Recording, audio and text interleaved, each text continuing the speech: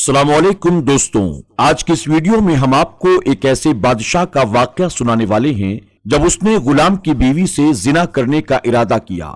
यानी बादशाह ने गुलाम की बीवी से गंदा काम करने का सोचा तो उस बादशाह पर अल्लाह का ऐसा अजाब आया जिसको देखकर आपकी रूह कांप जाएगी, आप हैरान रह जाएंगे। आपसे गुजारिश है कि आप इस वीडियो को पूरा जरूर देखें और वीडियो को लाइक करके हमारे चैनल को सब्सक्राइब भी जरूर कर दें। तो चलिए देखते हैं आज की इस वीडियो को। एक बादशाह अपने महल की छत पर टहलते हुए चला जा रहा था। टहलते टहलते उसकी नजर महल के करीब घर की छत पर पड़ी जिस पर एक खूबसूरत औरत कपड़े सुखा रही थी। बादशाह ने अपनी बांदी को बुलाकर पूछा, ये किसकी बीवी है?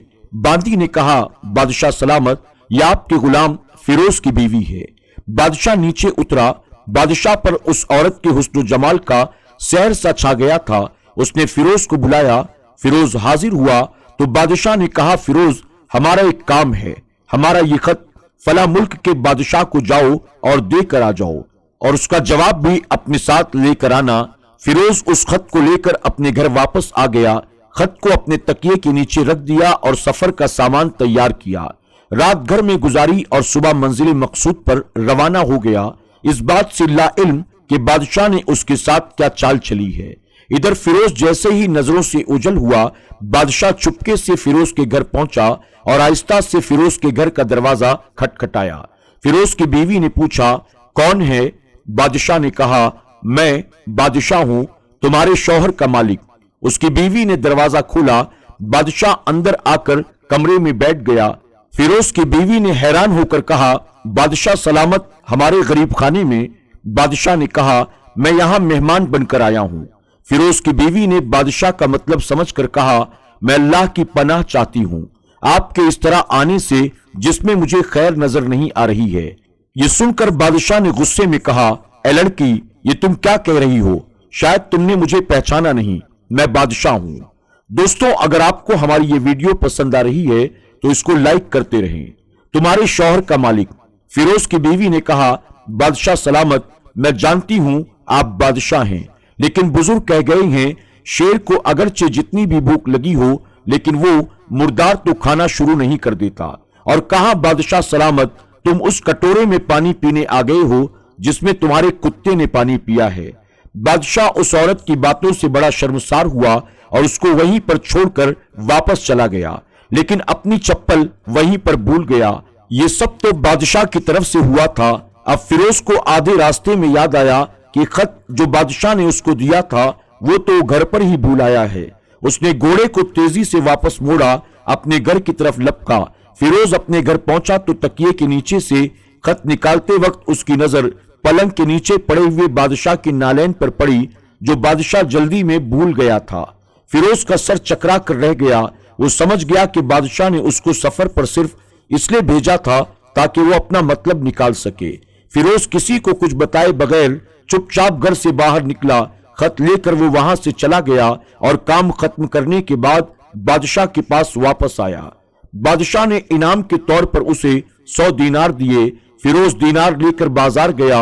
औरतों के इस्तेमाल के कीमती कपड़े और कुछ तहाइफ वगैरह खरीदे। घर पहुंचकर बीवी को सलाम किया और कहा कि चलो तुम्हें तुम्हारे मैके लेकर चलता हूं। बीवी ने कहा, यह क्या है? उसने कहा, बादशाह ने इनाम दिया है और मैं चाहता हूं कि ये पहनकर अपने घर वालों को भी दिखाओ।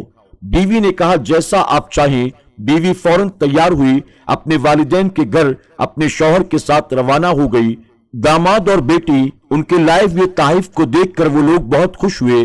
फिरोज अपनी बीवी को वहीं पर छोड़कर वापस अपने घर आ गया।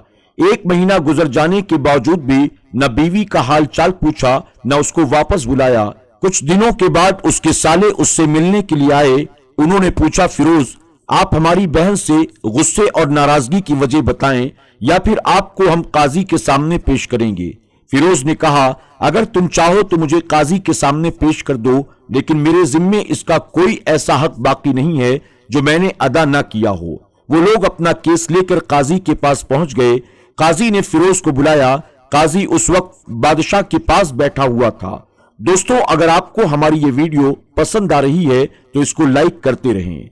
लड़की के भाइयों ने कहा, अल्लाह बादशाह सलामत को قاضی کو قائم اور دائم رکھے۔ قاضی صاحب، ہم نے ایک سرسبز باغ درختوں اور پھلوں سے بھرے ہوئے اور ساتھ میں ایک میٹھے پانی کا کنواں اس آدمی کے حوالے کیا تھا۔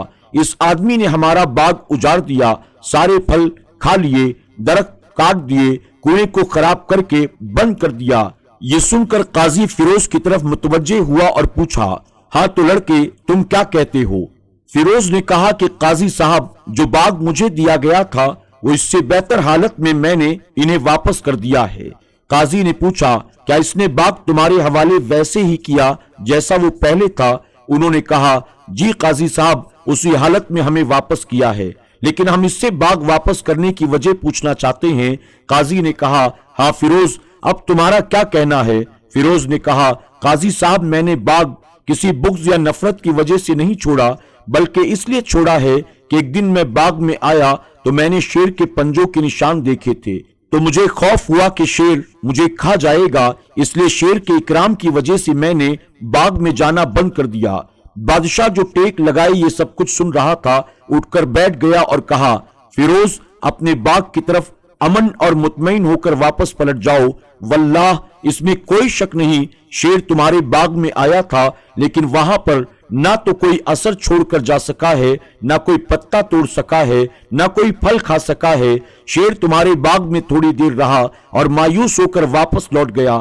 خدا کی قسم، میں نے کبھی تمہارے باغ کے گرد لگی مضبوط دیواریں نہیں دیکھی۔ اس پر فیروز اپنے گھر لوٹ آیا، اپنی بیوی کو بھی واپس بلا لیا۔ نہ تو قاضی صاحب کو پتا چلا، نہ ہی کسی کو کہ کیا ماجرا تھا۔ کیا خوب بہتر ہے اپنے اہل و عیال کے راز کو چھپانا تاکہ لوگوں کو پتہ نہ چلے۔ اپنے گھروں کے بھید کسی پر ظاہر نہ ہونے دو۔ اللہ آپ سب کو خوشیوں سے بھر دے، آپ کے اہل و عیال کو، آپ کے مال کو اپنے حفظ و امان میں رکھے، آمین یا رب العالمین۔ دوستوں، امید کرتے ہیں کہ ہماری آج کی ویڈیو آپ کو ضرور پسند آئی ہوگی۔ اگر آپ نے ہمارے ویڈیو کو لائک نہیں کیا، ابھی لائک کر لیں۔ اگر آپ ہمارے چینل پر نئے ہیں، آپ نے اسے سبسکرائب نہیں کیا تو ابھی سبسکرائب کر لیں، اور آئندہ آنے والی ایسی ہی کہانیوں کی نوٹیفیکیشن کے لیے بیل آئیکن پر کلک کرنا نہ بھولیں۔ اور دوستوں، آج کی ہماری اس ویڈیو کو اپنے دوست احباب کے ساتھ بھی ضرور شیئر کرتے رہیں۔ اللہ حافظ۔